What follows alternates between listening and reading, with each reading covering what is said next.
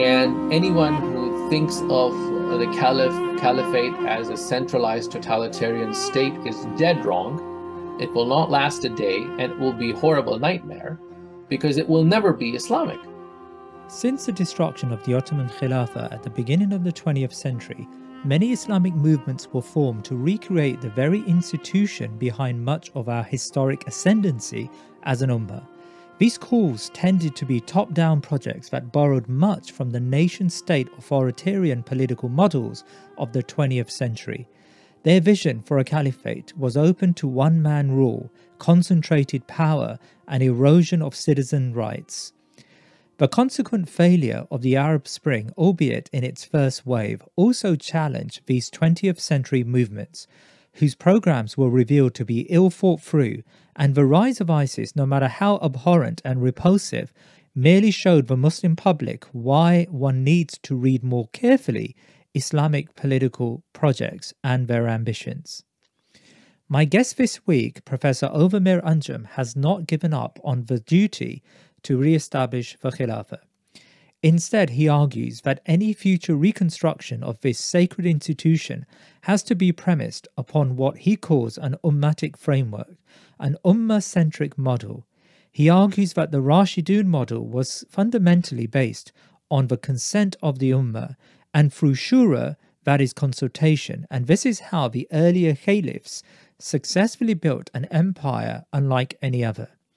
In this interview, I ask him to spell out what it means to think in an ummatic way and elucidate on the practicalities.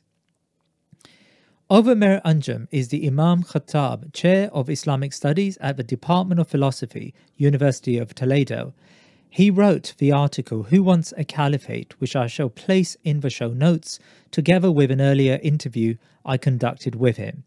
He is a prolific writer and a commentator on Islam and Muslim affairs. Professor Ovamir Anjum, assalamu alaikum wa rahmatullah, and welcome back to the Thinking Muslim podcast.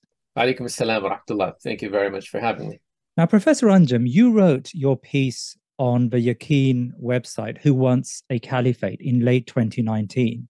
And in that article, you urged Muslims to develop a new consensus on the need for a caliphate. We spoke on this podcast a few months after publication. Since then, you began a project called the Ummatics Colloquium, and you are developing the Ummatics Institute, I understand. Tell me about this journey and what you discovered after writing your article, and what led you to create these initiatives. Bismillah ar-Rahman ar-Rahim, alhamdulillah, wassalatu wassalamu ala rasulillah. So the article was written after some 2 decades of thinking and study, and based on ideas that I developed in my first book-length study, which was sort of work for my dissertation, and other studies in which I explored the existing Islamic discourse, and then, of course, the experience of the Arab uprisings and the geopolitical developments, where I saw both great threats and great opportunities for Muslims. Not the least of which, of course, what we saw in the context of the Second Gulf War, the rise of the terrorist outfit of ISIS, and the need for a new vision for Muslims. And when I say a new vision, I am thinking about how the 20th century, middle to late 20th century, there is the sahwa, there is a sense of reawakening of Islam, Muslim societies after a bout of nationalism and, of course, first colonialism and then secular nationalism returning to Islam in the 70s and 80s and 90s. And there is a sense of exuberance, notwithstanding all kinds of critiques and limitations, and of course, very much a post-colonial reality where the world has been divided up and set up against you, right? There is a sense in that world of exuberance about Islam. Islam is the solution, right? You could say, well, that slogan is too simplistic, but it's also powerful and uplifting, and one that allows Muslims, young Muslims, to look to the world and say, look, I want to solve the problems of existence. I want to solve the problems of the world. I want to go explore, right? And that energy, that optimism, I think is extremely important for any civilization, for any people to be alive. I think that ultimately is really the difference between those people who discover new worlds and make scientific discoveries and come together to solve their problems, and those who don't, those who sort of wait for others to take the initiative. And human beings, of course, go through bouts of both, and we see that around us. And I felt that that optimism was disappearing, or rather, you could say, disappeared overnight almost in the wake of the terrorist attacks of 9/11, 2001, and the global war on terror, which allowed not only the West, but other state builders around the world to carry on their projects and to tyrannize their own Muslim populations, using that global war on terror, whether it's China or India or what have you. So I felt that there is a state of sort of nightmare for Muslims, an absence of dreams.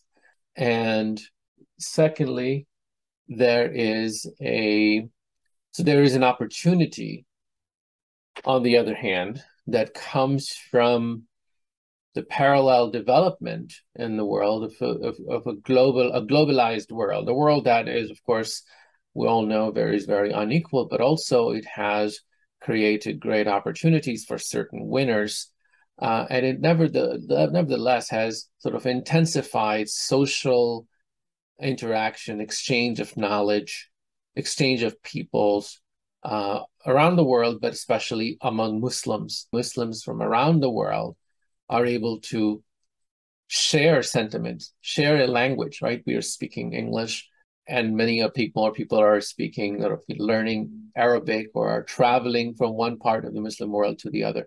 So there are the great opportunities and great threats. And then I was in the middle of, I was in Tahrir Square in the summer of 2011 after President Mubarak had stepped down as a result of popular, peaceful protests, and that really just a moment of great exuberance for the Ummah. What was the role of Islam in the Arab Spring? Of course, I don't mean to imply that this was a great sort of kind of a great Islamic revolution or Islamic uprising, but it was a moment of agency when a very large number of people could come together and talk and sort of express and feel alive. And then there I also saw a great absence of an Islamic vision to move forward, and an absence of an understanding of what the world was, what the problems were among Muslim intellectuals across the board. And when I interviewed in late 2019, it was really about your article, Who Wants a Caliphate, found on the Yaqeen website. What was the response to that article? The response was both more positive and encouraging than I had realistically anticipated. But of course, I had also hoped for more, right, in the heart of my hearts. And I received notes of appreciation from places that I did not expect. Established Muslim professors, for example, in Western universities, but equally importantly, perhaps more importantly, it's from the Muslims in the heartlands of Islam, who stressed that for Muslims in the West to bring up the plight and hopes of the Ummah to the attention of the world, and to teach Muslims how to dream and express their dreams in this very unequal world. They felt empowered. They felt this was long overdue, and they felt that they want to join, and they want to think of different ways. They also, there was also an indication that people wanted new solutions.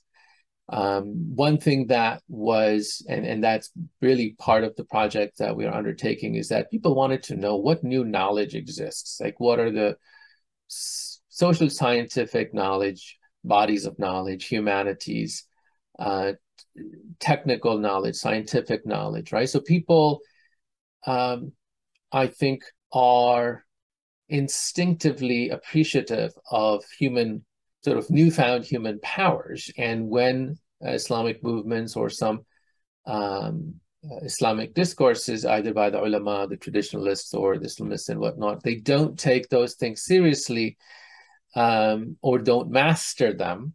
I think that is something that that is felt by Muslims who are looking for a solution, who are involved in the world in various capacities, who are globally mobile, upward moving Muslims who feel that there's so much more potential and that our ulama, our vision makers, aren't doing enough. I think those people were really excited by what they saw in the article, and then later in the Ummatics colloquia. So you've started up this program, the Ummatics Institute, and that followed the Ummatics Colloquium, which I understand still continues. So let's talk about this word Ummatics. What is it? Who coined it? And how does it differ with our general understanding of Ummah, the need to believe in a transnational community of Muslims? Right. So my emphasis, in fact, for a very long time has been on the term and the concept of the ummah and ummatic. So let me talk a little bit about that. First of all, the word ummatic simply means pertaining to the ummah of Islam, the ummah of Muhammad sallallahu alaihi wasallam. It's something as simple as that which pertains to the ummah. But what's I think interesting about it is that just as the term politics relates to polis, or the city-state in the ancient world, and then the nation state in the modern world, the word ummatics pertains in that sense to the ummah. So when you think about politics, right, we think about shared resources and shared experiences and shared interests and how to negotiate, right? The politics is the language as well as the institutions through which people come together to negotiate a collective existence. I coined this term, ummatics, over a decade and a half ago during my graduate studies, and it appears in my 2012 book, Politics, Law, and Community in Islamic Thought, The Taymiyyah Moment. When thinking about Islamic political thought, looking through the early and classical Islamic literature, I realized that words are crucial in both understanding and obscuring ideas, and the word politics, while still useful for Muslims in important respects, obscures a crucial aspect of Islamic quote-unquote political thought. So politics, you see, can be applied indiscriminately to any community that shares resources and struggles for them and competes for them. But it didn't capture what the Quran and the Sunnah and the great ulama of Islam meant when they spoke of the Muslim collectivity, when they said, Ya ayyuhalladhina amanu ati'u Allah wa ati'u rasula wa ulil amri minkum, or other verses like that refer to the collective affairs of Muslims, and the hadith where the Prophet ﷺ speaks of the siyasa that the Israelite prophets used to do siyasa, offer a siyasa, management of the affairs of community. Or when the ulama speak of the imama as an obligation, or the khilafah as synonym for the imama. Of course, the word imama and ummah are two sides of the same coin, right? And that's really the idea that I want to emphasize. When we talk about the imamate, the imama, literally that just means leadership of an ummah. An ummah could mean something as simple as collectivity, a group. And in this case, it's the group of that is identified by the Quran in Surah Al-Imran. This is كنتم خير أمة أخرجت للناس أو وكذلك جعلناكم أمة وسطا لتكونوا شهداء على الناس ويكون الرسول عليكم شهيدا. So these are two titles that Allah subhanahu wa ta'ala gives, or ummatan wasatan and khayra ummatin, that you are the best of community with these conditions, that you are now the chosen community after the Israelites were a chosen community, and now you are being given this honor, and you are ummatan wasatan, you are the best community who is the most balanced. Now, when this ummah is mentioned, there are clearly what we would consider political connotations here, because this ummah has agency. This ummah has some job to do, but this isn't a person. When you assign a person a job, you assume that they can do, that they're able to make choices, they're able to act. They have the rational capacity and intellectual capacity and physical capacity to act. Well, when you assign a job to a group of people, right, even if it's a small group of people, imagine yourself giving a job at work to a team. You're assuming that they're going to act as a unit because you're giving them a job with a certain set of goals. And this means that there is an internal organization that is required. And one scholar makes a great point about this, that when Allah subhanahu wa ta'ala says, Kuntum khayra ummatin ukhrijat linnas, that you are the best of the community that has been brought forth for humankind, there are two elements. One is to be khayra ummah, and being the best of community is an internal sort of, it's a description of the virtuous virtue of the community, of piety and faith commitment, meaning that you're internally in yourself, among yourself, within your ranks, virtuous and pious. You commit to Allah subhanahu wa ta'ala. And that requires a certain kind of internal amr bil ma'ruf wa nahy anil munkar. It requires establishing prayers and other, charity and so on and so forth. But then the next phrase turns to the world outside, ukhrijat linnas, that you have a job for the world. Right? And this is an inherently political command, because now this collectivity, this group of people, is being told that you don't merely have your personal lives to live and improve yourself and achieve piety in your personal lives, but you have a job as a collectivity. So Muslims qua Muslims, those who are addressed by the Quranic phrase, the key Quranic phrase, Ya ayyuhalladhina amanu, right? When Allah subhanahu wa ta'ala addresses them as a collectivity, and then all the commands, right, in the Quran, the key commands come this way. So they're given to the ummah.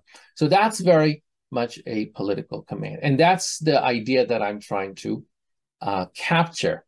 Ummatan wasatan. What does it mean to be a community that is that has these two aspects, that it's internally, it must manage its relationship to God individually, each individual and families and communities within it, but then it has a collective responsibility. So that's what ummah and the word ummatics is trying to capture, that when we talk about politics, we often mean a territory, a nation state, and management of the affairs of that nation state. But when we talk about ummatics, therefore, we are talking about something beyond just that. And that's interesting. I'm trying to join the dots then. You start off in 2019, you talk about the Caliphate, and you've now you've explained what ummatics means, but you've developed this theory, this idea of transnational, I suppose, politics based on Islamic norms. What is the relationship between ummatics and caliphate? Like, how do you see these two concepts coming together, or do they come together? Yeah, to me, there are two sides of the same coin. Just as even, linguistically, imam and ummah are connected. An ummah is, in fact, defined by an imam. And the imam could be a book, could be an idea, or a person. So in that sense, and already going back to my my book, there is a tension that I identify that develops after the Rashidun period between a ruler-centered vision of Islam, you could say imam-centered vision of Islam, and an ummah-centered vision of Islam. And the tension there is that the Prophet ﷺ is the recipient of the divine mission and he is infallible in so far as he conveys that mission. He is infallible as a witness of God who is conveying God's message, and also as Allah says in the Quran, كَذَلِكَ جَعَلْنَاكُمْ أُمَّةً وَسَطًا لِتَكُونُوا شُهَدَاءَ عَلَى النَّاسِ وَيَكُونَ الرَّسُولُ عَلَيْكُمْ شَهِيدًا. Thus we have made you a middle balanced community so that you will stand in witness to humankind, just as the Prophet Rasul will stand in witness to you or against you, right? So it could be to or against depending on how we respond to it, which means that our relationship to the world is the same as the relationship of the Prophet of Rasul Sallallahu Alaihi Wasallam to us. You could take this in two different ways. Now, after the Prophet Sallallahu Alaihi Wasallam passes, who does this charisma, this job, this duty, this great mission pass to? It passes to the entire ummah, right? That's the Quranic idea. It doesn't pass to one particular person, one particular family, one particular institution. It passes to the community. وَكَذَلِكَ جَعَلْنَاكُمْ أُمَّةً وَسَطًا. And then how does this community carry out its job? That is done through shura, through electing one person to hand over this responsibility. Hey, take care of our affairs. But that's secondary, and that's the key point in the ummatic or ummah-centered vision of Islam, that the recipient of this mission is the ummah, which then appoints an imam. Now, the other interpretation that emerges in late 1st century and 2nd century of Islam, both in the among the Umayyads and their opponents, some Shia sects, is that it is the imam that has the person that has the charisma, that is infallible, or there are different attributes that are given to it by the Umayyads and by the Shia sect. I use the word Shia sects because originally Shi'at Ali, the party of Ali radiallahu anh, that party is not the same as the Shia sects that emerged. But nevertheless, the point is that it is the imam now that becomes the center of this theological mission. The imam has the charisma, and sort of the ummah is secondary. Ummah is there to carry out your orders, if you will. And then as history progresses, you have these two visions competing throughout Islamic history. My argument is in the book, and I believe this is the doctrine of Ahl Sunnah wal Jama'ah as well, that it is the Jama'ah, the community, that is the recipient of this mission. And hence the idea that the community, when it agrees on something, it cannot be wrong. For the Sunnis, there is no person after the Prophet ﷺ that has that honor, that they are infallible. Only the ummah is infallible, only when it agrees. لا تجمع أمتي على ضلالة, the famous hadith of the Prophet ﷺ. So that is where I see theologically why we must begin with the ummah, even when we are talking about the Khilafah and the Imamah. And secondly, I believe that the word Caliphate and Imamate can be overused and abused. If it is not about the Ummah, it can be used as it was early on in early Islamic history to simply claim and garner authority for one person or one group of people. And to do good political thought, to do good ummatic thought, we must put the ummah at the center, and to avoid the kind of almost laughable claims that are made by people, either Daesh or other people who claim that they are the caliphs. Well, how could you be a caliph right? Regardless of your atrocities and terrorism, apart from your conduct and your actions and your ethics and all of that, if you're not protecting the ummah, if you're not caring for the ummah, if you're not responsible to the ummah, if you haven't, if you don't have the relationship to the ummah that is described in the best of our moments of Khilafah, whether you look at the actions of Abu Bakr when he says, I'm not the best of you, if I'm wrong, correct me, right?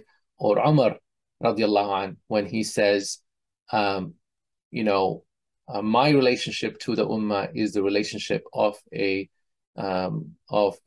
principal to an orphan who has been given the award. The property belongs to the orphans. I'm only taking care of it on their behalf. Or Ali radiallahu anh, when he describes four crucial functions of an imam, which are defense of the ummah, distribution of resources among the ummah, and so on.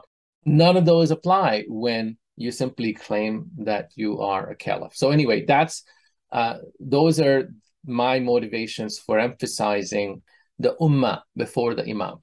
So, that's really fascinating. This ummah-centric model you put forward. It sounds very similar to, I don't know how Western philosophers would describe the social contract. Where do you see the place of the ruler in Islam? What is the role, the principal function of the ruler? If the ummah is passing to the ruler the role of governance, what role does he serve?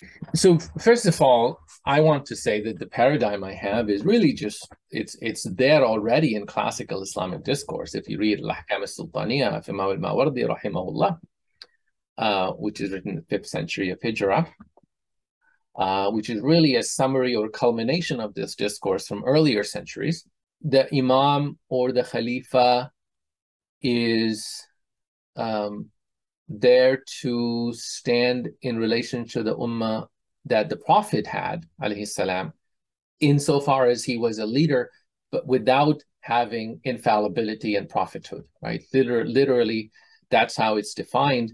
And that definition of the Khilafah really remains, through different wordings, but it remains pretty constant throughout Islamic Sunni discourse. Caring for the ummah, both the deen of the ummah and then the siyasat of the ummah through that deen. The word siyasa, by the way, it comes from caring for the horses. The word sa'is is somebody who manages the horses. And in that sense, managing the needs of a community. That's siyasa, the word that's used for khalifa. Now, the question now is, what is the distribution of authorities and powers?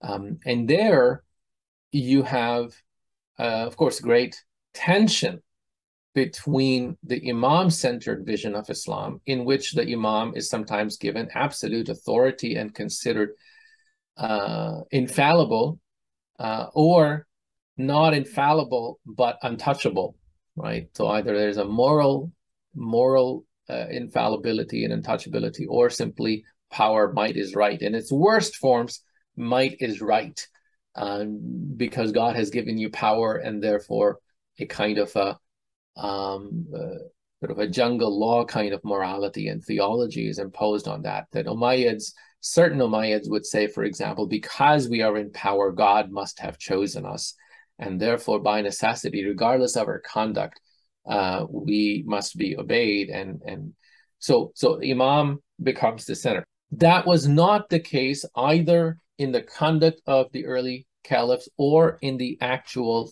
Islamic political ulama discourse, right? So if you look at the Greek or Persian influenced discourse, you do find absolutist visions of the ruler. But if you look at the powers of the Khalifa, either in theory or in practice, they were never absolute. So in theory, for example, the Khalifa is answerable to and lives by the Sharia and is not above the law and must, if he should be a mujtahid, should be an independent reasoner, but if not, so must listen to the ulama. One of the earliest treatises in this tradition is that of Imam Abu Yusuf, the famous student of Abu Hanifa, rahimahumullah. And Abu Yusuf, if you look at his Kitab al-Kharaj, the book of taxation, which is one of the earliest complete texts we have on politics in Islam, he died in the year 180, I believe 182 of Hijrah. So, and he was the grand Qadi of the chief Qadi of Harun al-Rashid, the most prosperous and powerful Abbasid Caliph. And if you look at how he describes the job of the Khalifa, he says one of the things, among other things, if to be pious and obey Allah and the Messenger, but then he says you also have to follow the Sunnah of the Imams of fiqh, meaning he is referring to, Abu Yusuf is referring to Abu Hanifa. And Abu Hanifa and people like him who were Persians, who were outsiders who came into Islam, right? In the pecking order of the day, they were nobodies. Their power was that they were speaking on behalf of the Book of Allah and the Sunnah of Muhammad ﷺ and the truth. And so Abu Yusuf is saying that you, Harun al-Rashid, have to live by the ijtihad of somebody like Abu Hanifa and the ulama and of the Salaf. You're far from absolutist, right?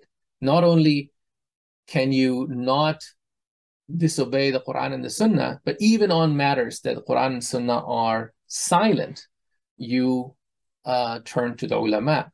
And this remains the case throughout. And, I discussed that in my book.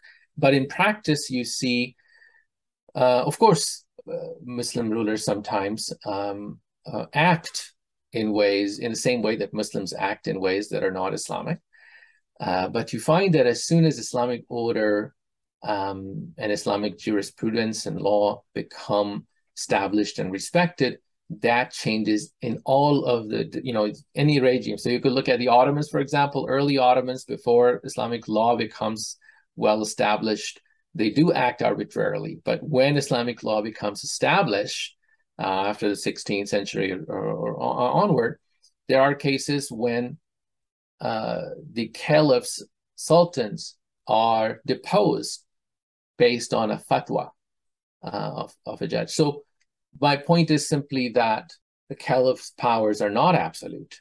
From your answer, Vay, it seems that the ulama acted as the restraining power. The ulama acted as, I suppose, in your Ummatic paradigm, representatives of the ummah, who ensured that the ruler judged by Sharia and dispensed justice.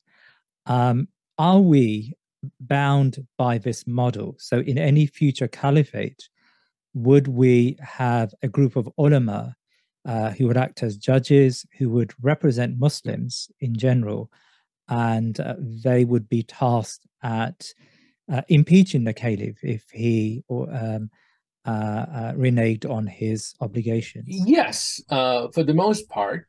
But let me sort of tweak that a little bit.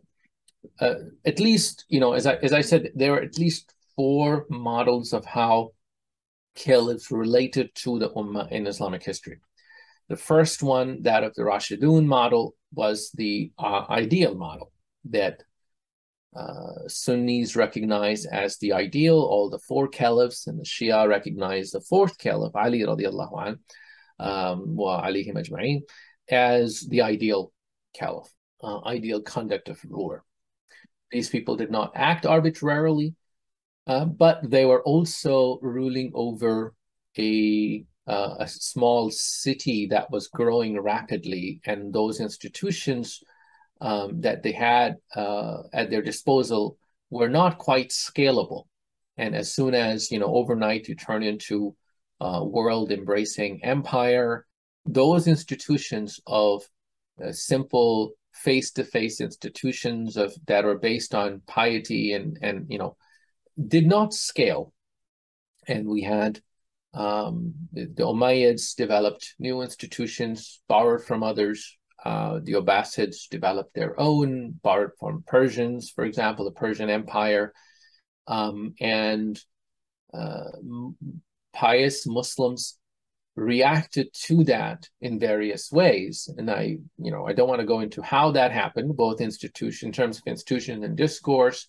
The Ulema and Ahlul Taqwa, if you will, if you read Marshall Hodgson, the great American historian of mid-20th century, when he referred to them, he called them Sharia-minded Muslims, which is interesting because we normally think of early Muslims as everybody was Sharia-minded, but that was not the case because of the lack of, really just lack of education and means of education.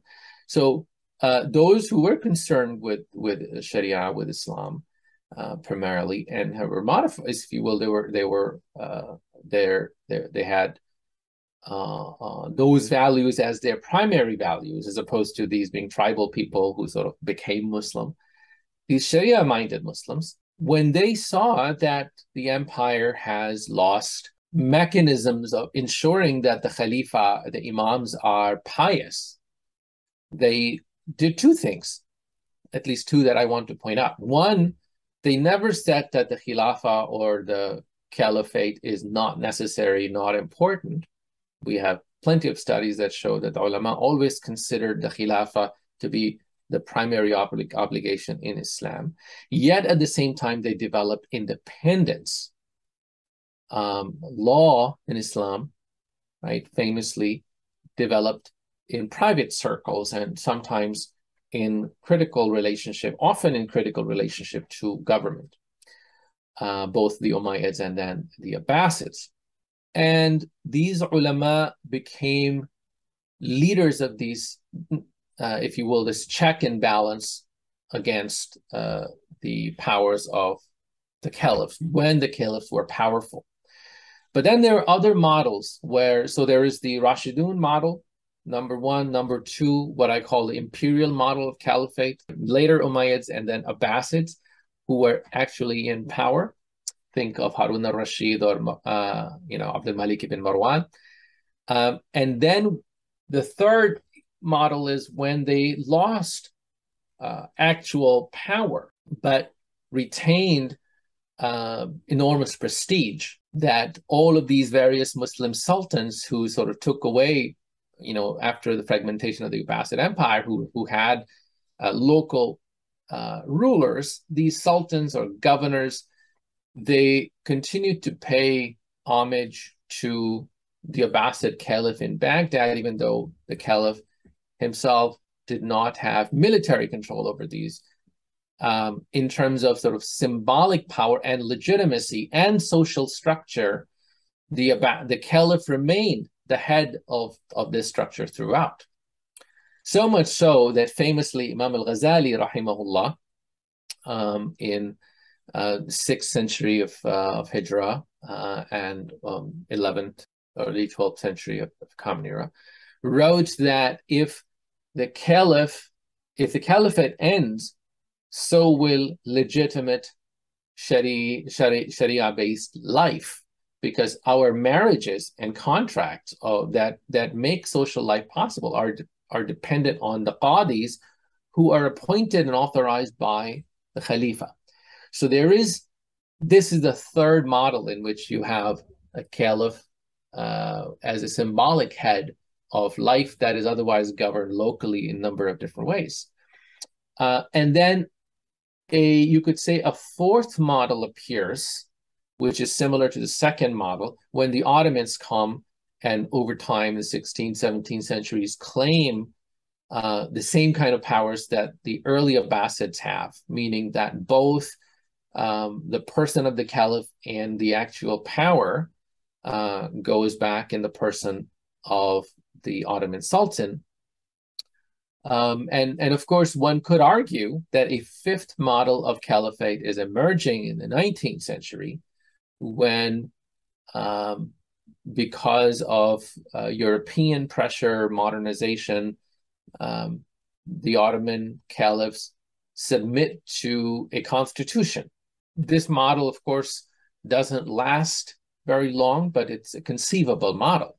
One thing that I want to say in all of this is that we typically think, and I think that it's an important historical block we have in our mind, that we think anachronistically, that we think that the way to check and balance the power of a sovereign is through well-articulated, rational institutions like the parliament, like periodic elections, and so on and so forth. But these are institutions that make sense and that can function only under certain modern circumstances of post-capitalist societies, individualistic societies, in which there is enormous sort of flow of information available. But these institutions would have no meaning in a pre-modern world. So the essence of what we're talking about is check and balance. How can the power be checked by mechanisms of Sharia and justice? And that is being done in different ways in these different times. So the ulama are not a rationally articulated institution, a class of people, or a parliament or chosen people, but they are natural leaders of the people. Presumably, if we were to take these four models or five models that you've articulated, you could conceivably, in today's technological age, in today's era, where we do have liberal democratic institutes that formally check the power of the central authority, could you imagine institutions that are quite analogous in a modern caliphate to, say, the United States? Yes, very much so.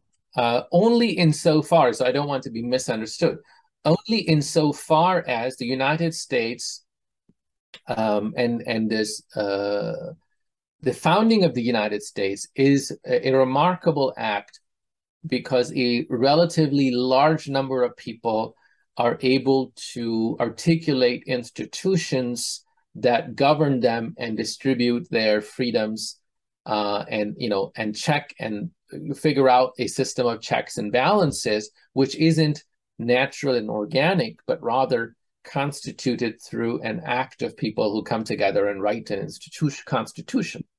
But remember, the idea of check and balance is not new in human history at all. What is interesting in United States or other institutions like, say, the European Union, is that these are rational institutions that people come together and sort of figure out these are the norms. These are the ways in which we're going to distribute powers. Now, in pre-modern Islamic societies, check and balance, I argue, is much more organic and in some ways much more successful. How so? I only say some ways, right? In some ways, it's less successful. Today, for example, take a typical liberal democracy and witness its descent into a dictatorship. Is that not a common sight? I would say it's very common, right? It's something that we constantly worry about. And in the United States, in the last decade, people have been, screaming, like, hey, we're turning into this or that. But that's common, right? In this really couple hundred years of experiment of democracy, many democracies have descended back into dictatorships, precisely because those articulated institutions of separation of these three different branches of government, for instance, the judiciary, the executive, the legislative, the separation doesn't last because power tends to aggregate. Those who are in power get together with people with money to exploit the rest. That story is still the story of the modern nation state. So then how does this work in Islamic past, in the medieval age or middle period? Well, you have much more organic limits on the powers of the ruler, whether it's a sultan or a khalifa or a king. One, there are natural limits because the capacity of the ruler to rule is extremely limited. The ruler does not give law, for instance. That's the biggest thing, the biggest difference compared to the modern nation state, which makes the law, interprets the law, and then applies the law, does all the three main functions of the law. And therefore, if the three branches of the modern nation state come together and coalesce, they have absolute and totalitarian power, which is impossible in pre-modern Islam. Why is it impossible? Because number one, the ruler does not give the law. Ruler is ruler or government, right? All the ruler and the ruler's family and military come together, do not have the right to give the law. All they can do is make policies that are different from the real law, Sharia. They can only make siyasa at best, right? And siyasa is temporary. It changes from ruler to ruler. So that's number one. Number two, the ruler does not promulgate the law. It is the qadis who are trained as first and foremost ulema, who are answerable to Allah subhanahu wa ta'ala and to their communities. And there are practical examples. For instance, when the Abbasids want to appoint qadis that are preferable to them in Egypt, for example, at their height, the Egyptians refuse to listen to qadis. Hanafi qadis in a Maliki community doesn't work. So this tells you that even at their height, the khalifas are limited by even what qadis they could appoint, limited by their negotiating power. If the local community doesn't accept, then your power is limited there. So we have very organic mechanisms by which the powers of the ruler are limited. The ruler doesn't make the law, doesn't promulgate the law, doesn't interpret the law. Really, in some ways, as Professor Wael Halak has argued in his book, The Impossible State, the ruler, especially medieval sultan, is like a glorified butler who simply applies the law and manages the affairs of the state. This cannot be the case in the age of the modern nation state, where the mechanisms of government and control of population and surveillance and social engineering are enormous. And so populations need protections against such enormous powers. And also they need to be much more involved in choosing their rulers. There was a time where who the ruler was didn't matter so much. It's kind of like as important as choosing your butler. If the butler's identity didn't matter so much because the powers of the butler are relatively limited.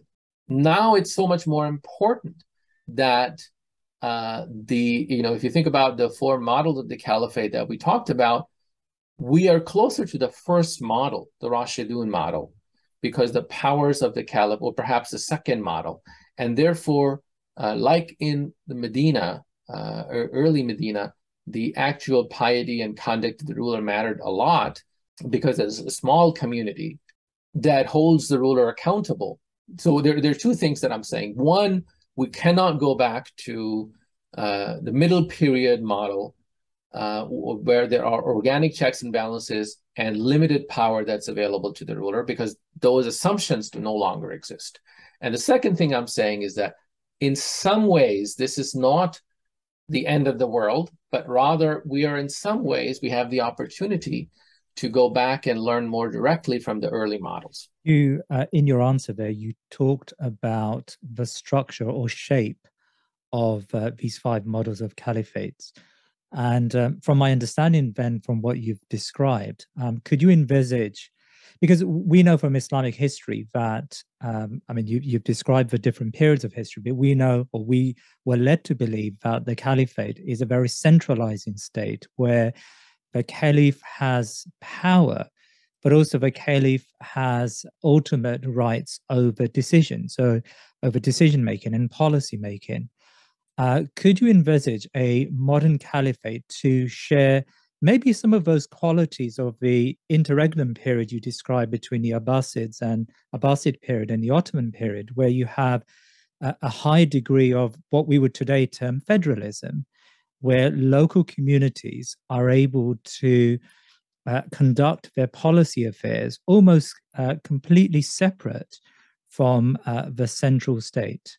Yeah, so let me begin by saying that that model isn't seen by the very ulama who inhabit those lands and theorize that as ideal, right? Even in fact, Al-Ghazali refers to this situation where the Sultan has more power and the Sultan doesn't have the requisite piety and knowledge as eating carrion, which is haram, but you do it because you don't have an alternative. So let me be clear about that there is something that's not quite acceptable, although I think that in general, if you look at particularly Imam Abu Hassan al-Mawardi, he does have a little more sanguine attitude about this. So what is the distribution of powers there? The Caliph at least formally appoints the judges, and the actual Sultan in power, would pick the next caliph, for example, from a given family. So the powers of picking the caliph are limited. There could be, of course, intrigue and all of that involved. So we do have, it's not ideal, right? I don't want to set this up as an ideal next to, for instance, the early Islamic ideal of the Rashidun caliphs. But this has the advantage, perhaps, that this is a practical model that governed a very large territory over a long period of time.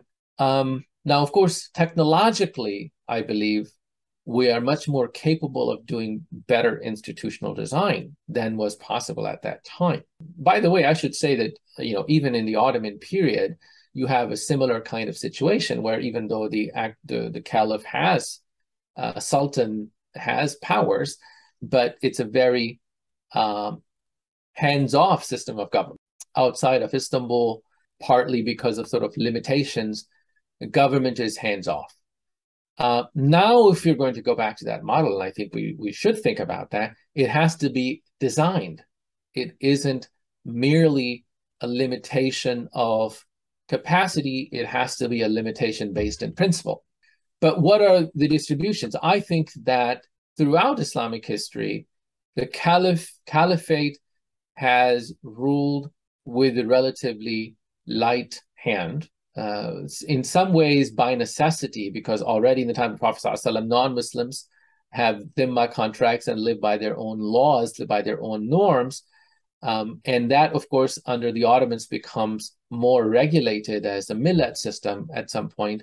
But that is sort of a built-in feature of Islam, that Islamic government has to respect the fact that there are people whose beliefs are different and they're going to live by their own beliefs. But if that is the case, then, that kind of respect also has to apply to Muslim communities, to various groups of Muslim communities, almost by necessity, because Muslims are going to look at non-Muslims and say, these guys have so much freedom, why don't we? Right? We don't, we accept you as a caliph, but we don't think that you're the most pious guy, and we have our own imams. This is almost a built-in feature of Islamic government, that whenever you put into place the main Islamic assumptions about what Sharia, the rights that Sharia gives people, one of the things that happens is local life develops based on local religious authorities. So I think that some a high degree of federalism is a built-in feature of Islamic law. And anyone who thinks of the caliphate as a centralized totalitarian state is dead wrong. It will not last a day, and it will be a horrible nightmare because it will never be Islamic. Because Sharia fundamentally considers life within a community as a right, even to non-Muslims who, according to Sharia, are mistaken in their beliefs, but they have the right to live by their beliefs, right? So you could think of that as, in Islamic law, is as close as we get to a human right, individual life, but a communal life, right? Communal life is almost, it's one of the fundamental human conditions of existence in Islam. And whenever you are going to Sharia in any kind of, no matter what ijtihadat you make, if you're going to stick to the Sharia in any recognizable sense, you'll have to give people those rights. Professor Anjum, I wonder whether your understanding of the caliphate is shared by many Muslims. We know that if we just were to survey, I don't know, the Muslims of Nigeria or Pakistan, they see democratic governance to be pretty much a failed project. They are economically in the doldrums. They face daily crises. And I suppose the call that comes from the street is for a strongman government. And many connect that strongman government to Islam. And maybe the reading of Islamic history is not as refined as you've just laid out. But nevertheless, there is a belief that the modern nation state, with its options and its freedoms, have led us to a poorer path and made us into people who have got the freedom to act in a profane way and to act contrary to the Sharia. So there is this call in the Ummah to return to or to embrace a type of polity which I suppose would be regarded as being something closer to a Chinese model, an authoritarian model, perhaps. Do you see this? And is that a challenge you feel we need to address when confronting this subject in the Ummah? Yes, absolutely. I think that Muslims when you talk about what Muslims are thinking at any given period of time, there isn't one thing. First of all, there are fashions. It really, if you look at the surveys, of course, Muslims generally are in favor of unity and unification, and generally in favor of Caliphate has great resonance with Muslims. The more religious people get, the more likely. But also, people like democracy. If you look at 2000, or 2000, in the decade of 2000, survey was done, which was published in 2007 by Gallup. Most Muslims, up to 80%. Like both democracy and Sharia, or rather 80% like democracy, 80% believe in Sharia. And I'm sure there is a great overlap between the two, right? To some degree, these are opinions of ordinary people depend on the existing discourse, which is kind of like weather, it changes. But what we can sense underneath that, I think, is that yes, there is a sense in which the Chinese CCP is seen as much more successful in resisting the West, for instance, in taking care of the needs of a very large number of poor, non-Westernized people. That is true, I think, but that's also mistaken in my view. There were some 28 to 40 million people killed in China in the Great Leap Forward. That is greater than what we can imagine in the Middle East today, despite all that ISIS and these states are doing. That number is far, far greater. So I think that, first of all, no, we don't want that. Second of all, there is a benefit. Historically, China has had, for thousands of years, a developed state. But it has no concept of the rule of law. or accountable government. Whereas in Islamic civilization, we haven't had a good, strong tradition of a centralized state. We have had a very strong tradition of rule of law, rule of divine law. So to some degree, China is falling back to its historical strength. And the historical strength of the Islamic world is not the same. Now, finally, I do understand the need that people have for a strong man, a righteous strong man in this case, somebody who will stop all this corruption. And that is not unusual. That, in fact, people who live in large systems where there are a lot of middlemen who are corrupt, people like that tend to want a strong government that will take care of those middlemen and their corruption. So I think that those are parts of the design that needs to take place, where we do need good, efficient government in various localities.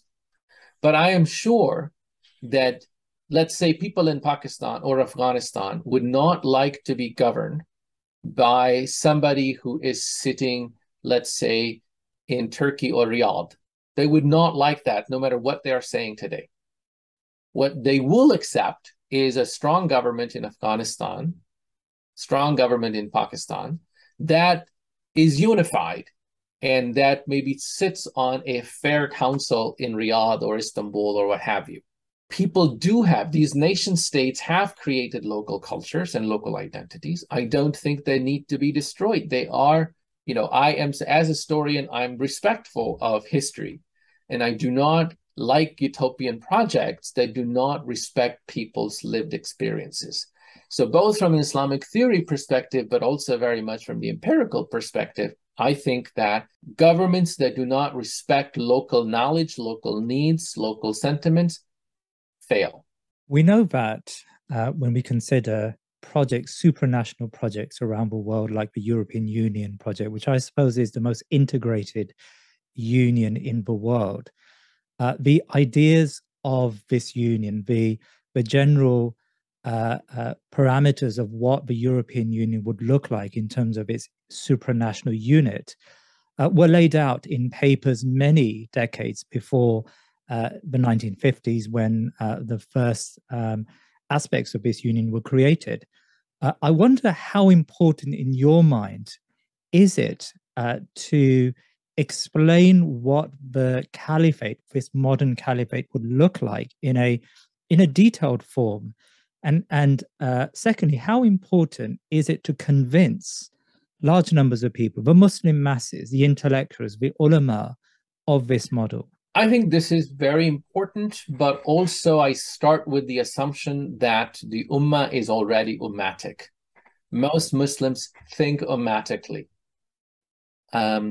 There are blockers, if you will, that prevent us from acting in ummatic ways. So I don't think that Muslims have to be convinced that this is a good thing. Muslims rather have to be convinced that this is feasible, this is good, and this is what you need to change in order to make this happen. But also, to go back to your earlier question of is an ummatic discourse needed for, or could this be a top-down sort of revolution or top-down takeover? And I believe very strongly that an ummatic discourse is necessary. In fact, I would go so far as to say that if there were a takeover tomorrow and one single pious, righteous Muslim ruler took over, I would say that the ummatic discourse would be no less necessary. The reason is that we know from history, we know from our history, we know from our tradition that power has to be held accountable. Insofar as we know that governments represent their people, whether they like or not, governments are reflections of the expectations and habits and needs of their people, and the other way around as well. The people, of course, are influenced by the kinds of rulers that are chosen. But to speak of that one side for now, which is that people, what they're thinking, what they expect as how they should be governed, has enormous impact, even in dictatorships and monarchies. You cannot imagine a more unequal monarchy where there is no check and balance than Saudi Arabia today. Its power comes from oil that comes from outside, from its American masters, from the world. It doesn't have to care about its people. But if you look at the propaganda, to look at how much it actually does depend on the opinions of its people, it's remarkable that even, and there's of course a lot of scholarship in literature that shows that even dictatorships depend crucially on people agreeing with this is how they're going to be governed to a large degree. At least the elites have to agree. And to give you an example, when Rasulullah sallallahu alaihi wasallam is insulted, Muslims come out and Muslim governments follow. Right? The masses lead and Muslim governments follow. They find this to be useful way to vent popular anger and so on.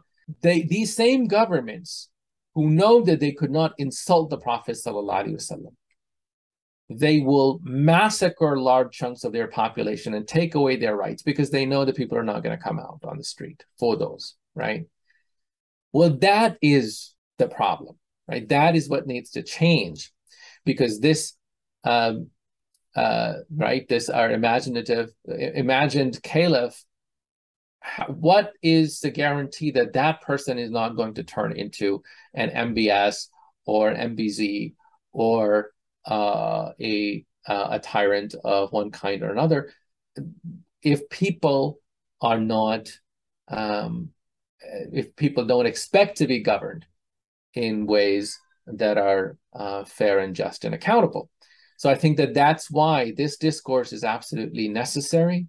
And in my view, a much more likely scenario is a mixture of cracks in the system, people emerging, populist leaders who sense that this is what people want, and then a discourse is pushed in a certain way, which I think we're already seeing today and for some time. Dr. Anjum, you live in the West. You want to establish an institute, the Ummatics Institute here in the West. But a caliphate is not going to arrive in the West. What then is your relationship with the Muslim majority world?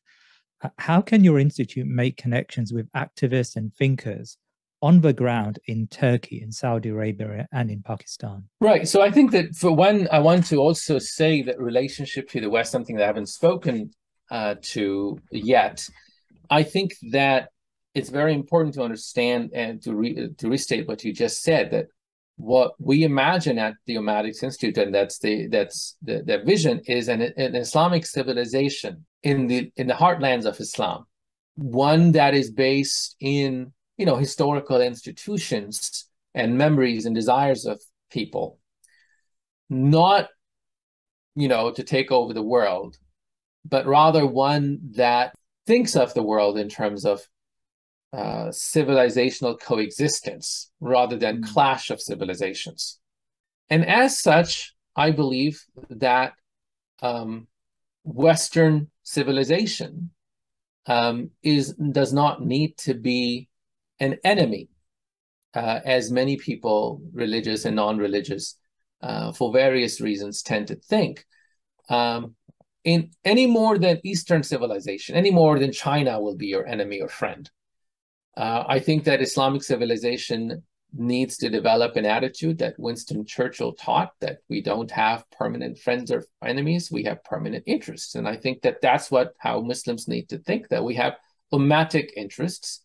Muslim minorities in the West will, I hope, continue to live and prosper despite all the signs sometimes to the contrary. I heard your podcast, for example, with a French Muslim, and it was really heartbreaking of what is happening to Muslims in Europe. But we hope that this is going to continue, and we hope that the Caliphate is going to negotiate a better, more respectable existence for Muslim minorities as well. In a sense, this idea is very much one that thoughtful, moral people in the world should support, in the, whether Muslim or non-Muslim, because if the Muslim world right now is on the verge of breakdown, failed states, and that means millions and millions of refugees on the shores of Europe and Euro-America.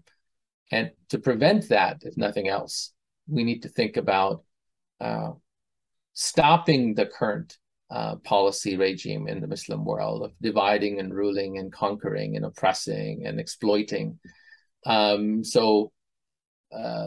What can we do as Western Muslims? I think that, for one, we can convey this message to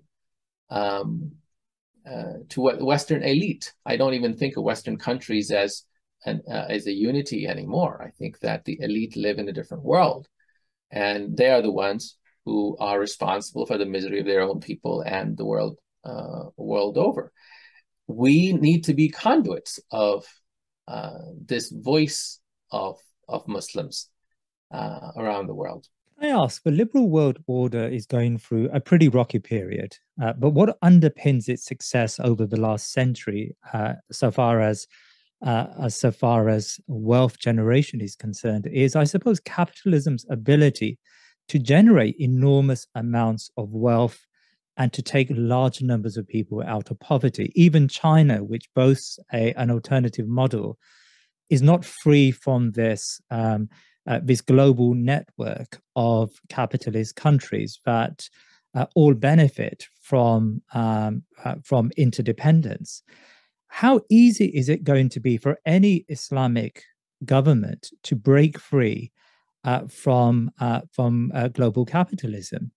And I suppose the capacity then to demonstrate how an Islamic economic model will serve humanity is probably going to be one of the most important factors in convincing those Muslim elites in Pakistan or in Turkey to switch away from economic liberalism to an Islamic project. How important is in developing this thinking about Islamic economy to this Ummatic project? First of all, I want to make a small intervention. I think what happens with globalization, with the role of China, was not so much that globalization lifted a large number of people, or capitalism lifted a large number of people from poverty. If you look at least neoliberal capitalism since the 1980s, large number of people are far worse off than they were before. But there are a small number of winners. And if you look at the winners of globalization, they were those who did not listen to the West, right? So it's not Venezuela that won. Venezuelan leadership listened to every last letter of the neoliberal program.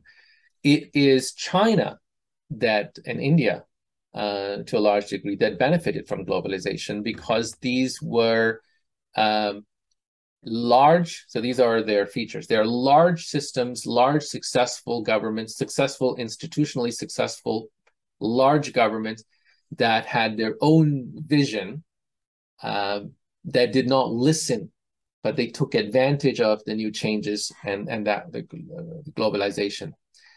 And I think that that's the lesson to be learned.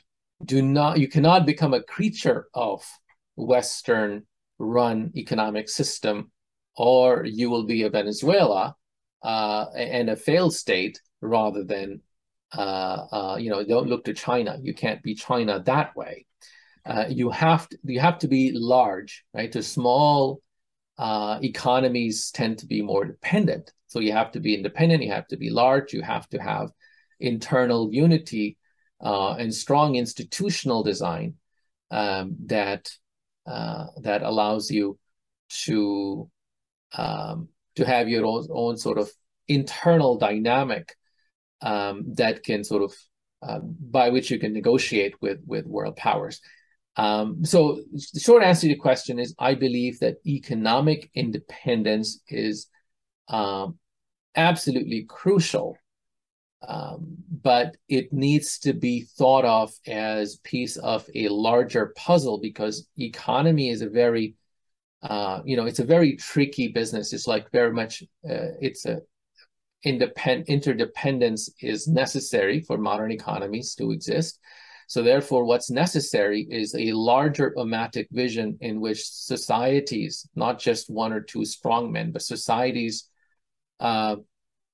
think of these economic strategies to become independent, to engage in business more with other Muslims than with non-Muslims, or rather than with hostile non-Muslims, rather, right? And so this needs to be, in my view, a civilizational strategy rather than a merely economic strategy. But other than that, I believe that economic region sort of built economic regionalism should be an important part of this policy. I wonder whether, so you've described those two models, the model of Venezuela and the model of China, but what about the model of a failing North Korea? If an Islamic government, if an caliphate tries to separate itself from the global trading system, it is going to fail probably in this modern era. And there is just too much dependency between the current nation states, whether that's Turkey or Pakistan or Saudi Arabia, and external trade.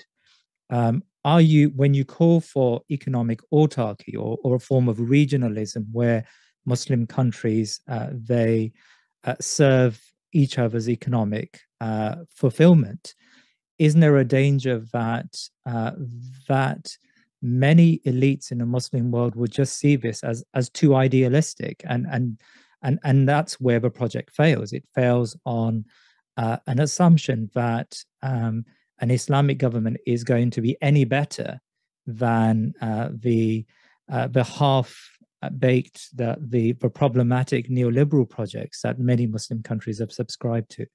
Of course, there is a big difference between the Muslim world and North Korea, in terms of size and diversity and resources. And that's number one. Number two, I don't think that North Korea is a model at all.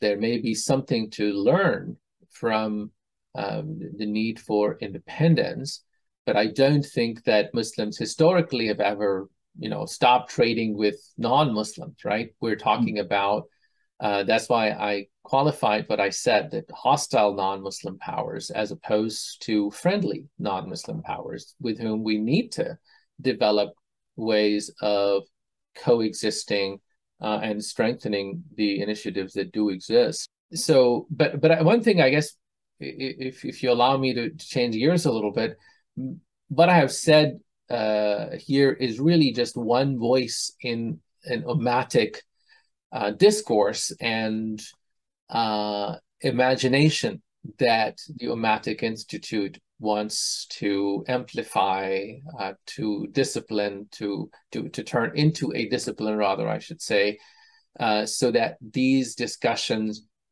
are taking place and they are multiplied and they are critically reviewed. So what I have said, much of what I have said is one person's vision, but the point of the Ummatic Institute is not to amplify one person's vision, right? It's rather that we have this tremendous history and tradition. We have an obligation to each other as Muslims. We have great threats to our fundamental existence, to our sacred places in the world, to the lives of Muslims. So we cannot not do something. On the other hand, we have great opportunities. We, as Muslims today, are resourceful in many respects.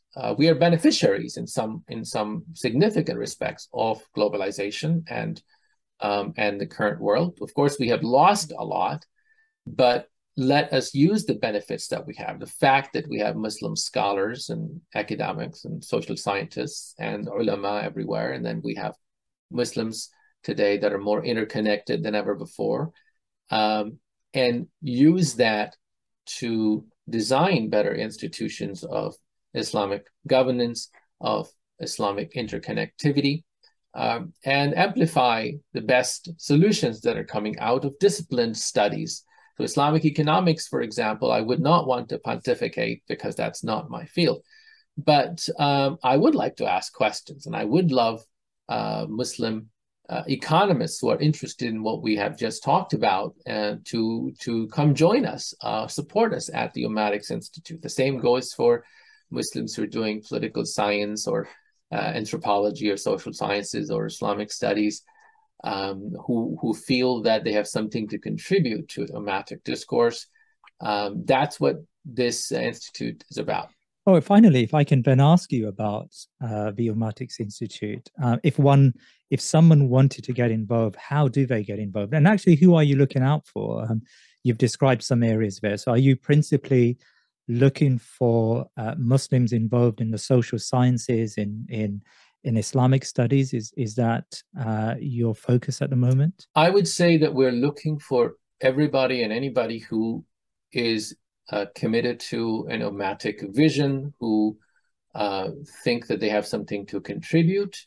They could be story writers for children. They could be, mothers raising children, or people in really any walk of life who believe that they have something to contribute, to come join us.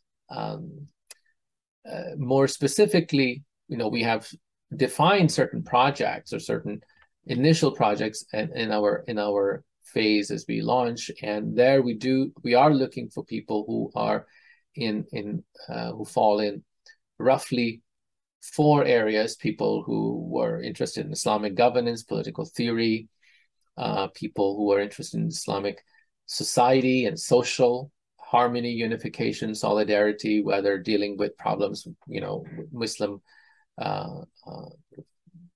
things of racism or intra-ethnic problems, immigrants, refugees. Those are all things where Muslims are needed, and Muslim thought is needed to bring out sort of the Ummatic solidarity. There is, of course, the discipline of Islamic economics, one that we are looking forward to building up,